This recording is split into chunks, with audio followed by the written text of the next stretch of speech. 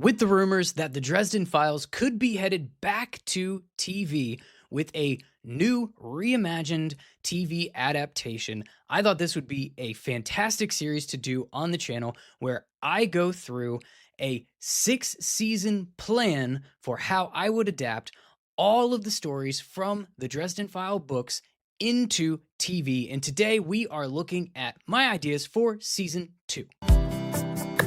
The Belated Binge Podcast. Hi, and welcome to Belated Binge. I'm Zach, former radio host and lifelong sports fan who is discovering the magic of urban fantasy. Today, spoiler warning for all things Dresden Files through Battleground. Please subscribe if you're watching this on YouTube. And just a fun little side fact for you. This is my second time trying to make this video because last time I did this silly microphone that I'm talking into right now was set on mute. So take 2, we're going to try this again. But reminder of my last video where I was talking about the possibility for a new Dresden Files TV show. The news and rumors that we got where Jim Butcher talked about how he has been in talks about readapting Dresden to TV. And he's not sure that it's going to happen with certainty, but they've at least done things like, ask him for his tax information, which is kind of important when it comes to that sort of thing, and tells you that it's fairly serious. So the rumor is, and the way that Butcher's quoted was that the TV show is going to follow the multi-book story that is about the Red Court of Vampires, that war, and Harry's interactions with Susan and her role throughout that. So what I thought would be fun for this channel, for this podcast, was to come up with my vision for how I would take that concept and take it beyond the Red Court of Vampires and adapt the entirety of the Dresden Files universe for this TV series. And basically the rule that I had is that the first season had to be that Red Court season because that's what they're talking about making. So that's the foundation that we're building this upon. I've got 10 episodes per season to do this in. And the way that I envision doing it is because of that, foundational layer that they've already put in place, based on the rumors of needing it to be, needing that Red Court story to be the first season for this. I have come up with a way to take other multi-book plot lines and turn them into their own season of this TV series. And I've got a total of 6 of them. Season 1, as I mentioned already, was the Red Court story. Today, we're going to dive into my ideas for season 2, and that is going to be the Knights of the Cross and the Denarians. I think that this is the right season 2 story arc to follow because of Harry's relationship with Michael, with his family, with Molly.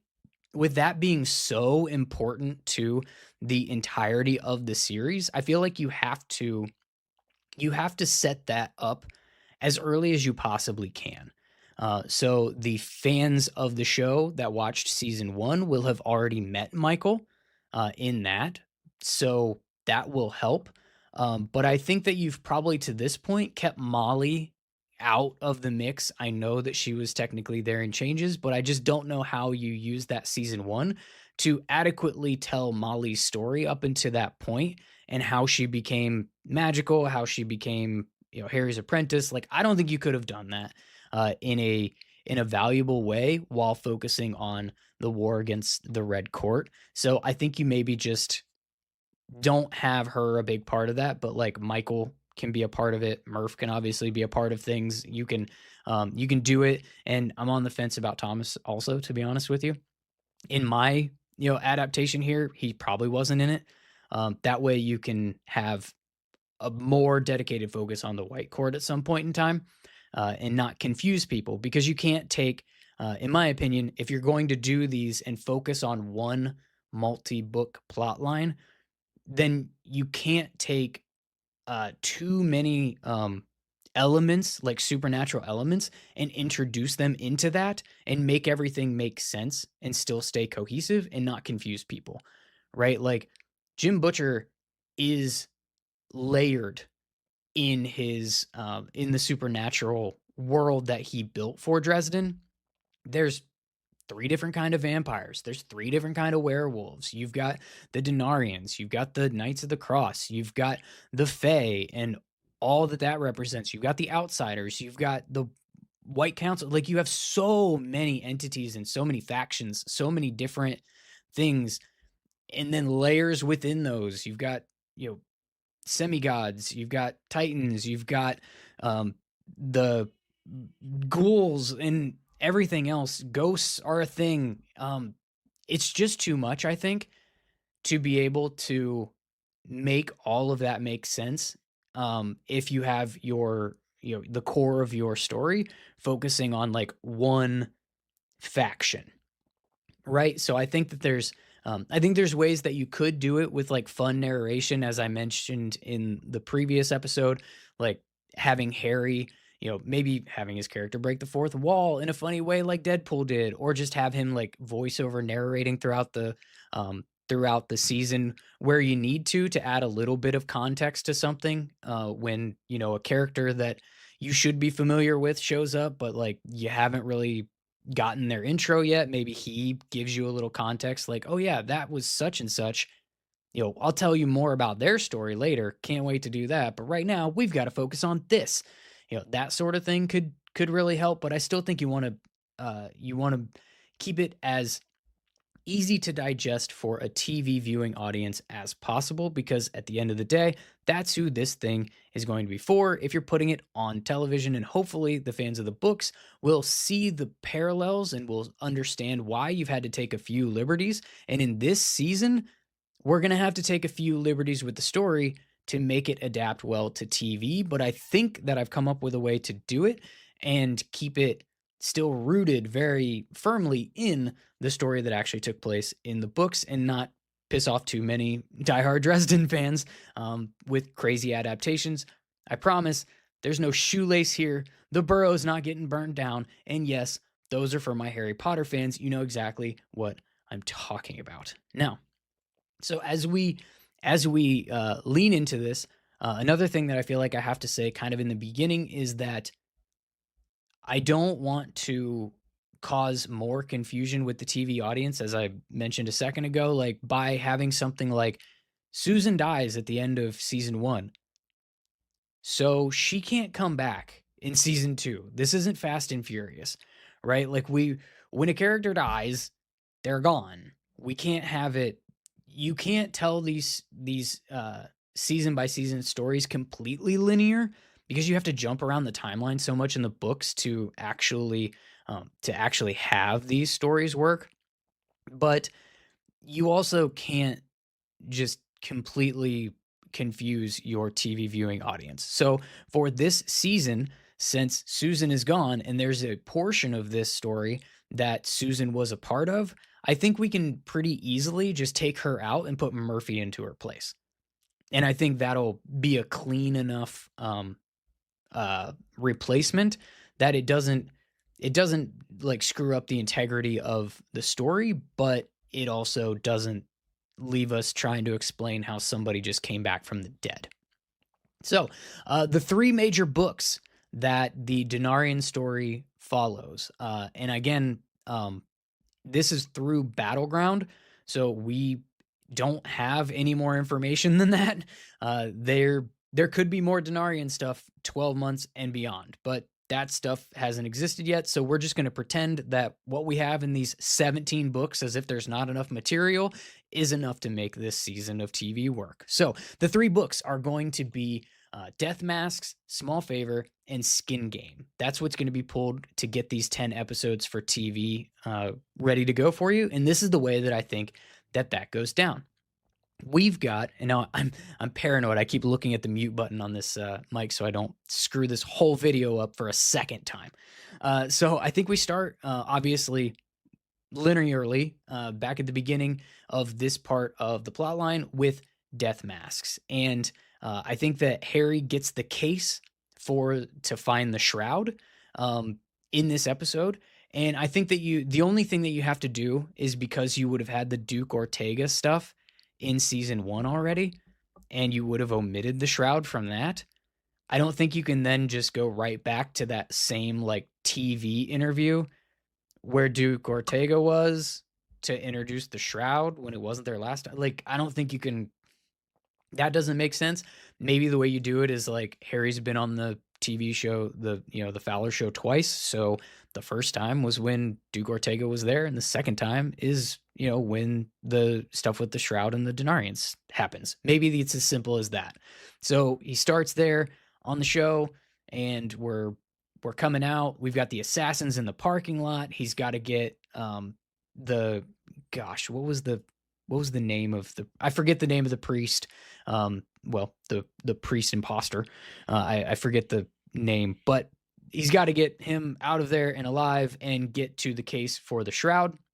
That all happens in episode 1, and it ends when he's attacked in the alley by that Denarian, and you've got the Knights of the Cross. They get their introduction and defeat that Denarian there in the alley. You explain the coins in that way. You get to intro Shiro, you get to meet Sonya, and you get to reintroduce Michael, I guess you could say, or like make Michael have his grand entrance, because he'll be the one that people recognize from season 1.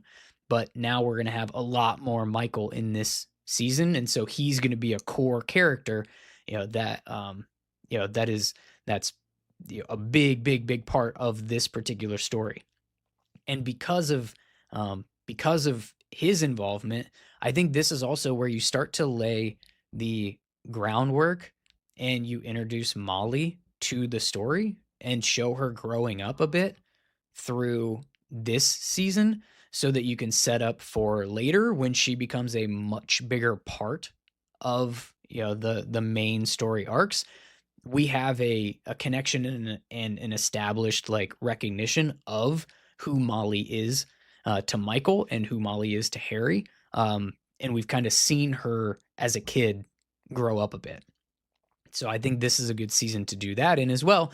And so that's basically the end of episode 1. Michael gets his like big appearance, and he gets to be a big deal of defeating that Denarian. They explain the coin. That's episode 1, leaving us with episode 2, where Harry ends up getting captured by Nicodemus, and he has to be saved by Shiro. In the books, it's Susan. In our TV show, it's going to be Murph. So, however you want to play with getting him into that mess, I think you can either just plug and play Murphy into Susan's role from the book plot, or you can, streamline things and come up with a fun for TV way for Harry to get taken. Obviously, he's going to have to be very chivalrous for Murphy to get away. And so it's Murphy and Shiro that come to save Harry, who's able to get away from Nicodemus and his daughter and his tongueless minions. But Shiro obviously sacrifices himself and replaces Harry in that, so that you're left on kind of that cliffhanger of what's going to happen to Shiro as Harry and Murph have to get out of there, because they're also, like, to the letter of the law, as soon as he kind of steps out of the doorway, they're coming after him, right? And so he's getting away. Shiro has to, we have to wonder about Shiro, and that's how we end episode 2. So that in episode 3, I think we kick it off with Harry and Michael, trying to track down Shiro. They track him to the airport, but you've got the plague, and you've got Shiro dead. But he gets to give his last words and give his sword to Harry, and you get that stuff. But that's sort of that's the emotional frustration beginning of the episode to carry through. and the catalyst around Harry getting a hold of Marcone to help track them down, and you have the whole like helicopter and the train and all of that stuff. And I think that that's them trying to get Nicodemus and get the shroud that he took from Harry. And this is where you have to start taking a few liberties. I think after that fight and that encounter, instead of them getting away and getting the shroud as they do in the books, I think that Nicodemus is able to not only hang on to the shroud, but he also takes Marcone. And that's how you end up with Marcone kidnapped by Nicodemus, so that you can jump into the events that take place in the Book of Small Favor. And you've got Harry and Michael and friends and all of that trying to track the Denarians to because they're still after the shroud, and by extension trying to get Marcone back because he was just helping them. And they track them to whatever that was. Was it a zoo or an aquarium, with the big tank of whatever manatees, or I don't even remember the exact setting that they're in. But you get to pretty much have that the way that it was and the way that it went down. And maybe they are able to actually get the shroud back, but Ivy is taken in that, in that chaos and in that exchange. And I think to this point, you would have met Ivy in season 1 with the Duke Ortega duel. I think that you've probably spent some time in this early in this season, at least, if not actually showing her on screen, explaining her a little bit. I think you take opportunities in the dialogue to explain what the archive is and that it's a small child, or maybe you even leave the small child part. Well, like I said, you would have met her in season 1, but you do you lay some groundwork for people to be a little more invested in Ivy, and like, why do we care that she was taken, other than the fact that she's going to look like a 10-year-old girl at this point in time? And you should care. People are going to be able to connect to that even if they don't know this child very well. So I think that's how you get to the next episode, where they're tracking them down to Demon Reach. And this is where you can set up the importance of Demon Reach and Harry's connection to the place, and all of that. You have Harry able to save Marcone, save Ivy, get them out of there. But as happens in the book, Michael gets shot getting out. And you give people that like emotional blow at the very end of the episode. And you realize at the same time that Michael has been shot and we don't know if he survived, and Harry has been left behind on the island alone, trying to survive and get away from these Denarians. And that's what you have for episode 6, is Harry trying to escape Demon Reach. He's able to do that in the books with like you have like the scene with the Gruff and that kind of and that stuff. I think we forego the Gruff because we haven't talked about the Fae yet. And I think you just have him, fighting his way off of the island. He's still able to almost kill Nicodemus, but he's essentially just overtaken by, all the Denarians, and he just has to get out of there. And you can have Murph wield the sword that Harry got from Shiro. But instead of them successfully getting away like they do in the books, I think you actually have them getting captured. And the reason that you do that is because the next major book that the Denarians plotline takes place in is Skin Game. And we don't have Mab in this story to force Harry into working with Nicodemus, and we certainly don't have the time jump from Small Favor to Skin Game for things to kind of like cool off a little bit, as much as it can or whatever, but like to figure out that Michael's going to be okay. He's hurt, and needs to recover, but things are going to like things have other things have taken priority for a while in the Dresden book series. For this TV season, that won't be the case. It has to keep going, right, and building upon itself. And so I think that you have a really cool way here to force Harry and Murph into working with Nicodemus for the Skin Game plot that doesn't include Mab. And I think it's having them get captured trying to get out of Demon Reach. So now you've got in episode 7, it's Harry and Murph forced into working with Nicodemus. They're captives, and you get them, going through the plan and attacking the vault, the bank vault. And maybe you end this episode as they break through and get into the Never Never. And we're looking at like the opening of the like security on Hades' vault on the other side. And so that is where you focus your energy of episode 8. You have the group penetrating Hades' vault.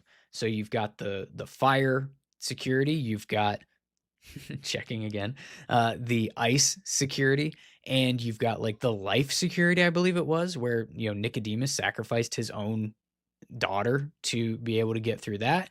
You get them in the treasures of Hades. And I think that you can still have like a small conversation between Hades and Harry. I don't know that you absolutely have to have it, but you could have it. But you probably just don't. It doesn't have to go as long, and you probably don't transport them to like the sitting room by the fire or whatever. I think you probably just, maybe Hades does that like time freeze thing and maybe just like talks to him there in the vault for a few, for like whatever, 30 seconds or whatever, and then you're back into it. And this episode ends with the like battle with those Denarians in Hades' vault and everybody trying to get out, but Nicodemus gets away and locks Harry and Michael, or I guess in this case it would be Harry and Murph in the vault on the on the bank side of things. So the same way that Murph has replaced Susan in this season, she's also replaced Michael in this portion, as we sort of like slightly reorder things. And so they get out, they go for, they're trying to track down Nicodemus, and they have their fight out in front of Michael's house. Murphy gets hurt. Nicodemus breaks the sword, and they like retreat into the carpenter's home. And that is how you end the 9th episode of this season, so that your season finale is the Denarians and Nicodemus, their attack on the carpenter home.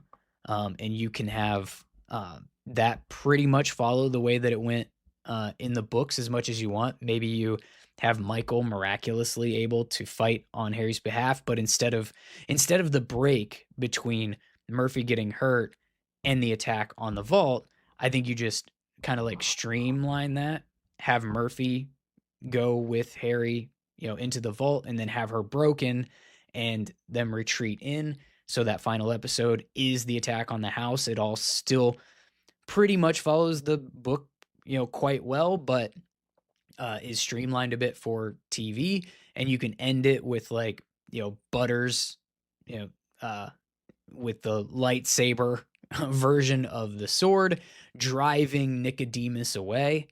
And that's your like defeat of Nicodemus, because obviously in the book series, Nicodemus is not dead. There could be more. With this TV series, who says that you can only have 6 seasons? Maybe this is supernatural to do, 100 seasons of this thing, and the Denarians come back into play after we actually learn how that ends. But otherwise, you still have a pretty satisfying end to a TV season. You could have basically, everyone around him crumbled and have him defeated and like drove away. And then maybe in like, maybe it's a post-credit scene or just like a calm after the storm, essentially.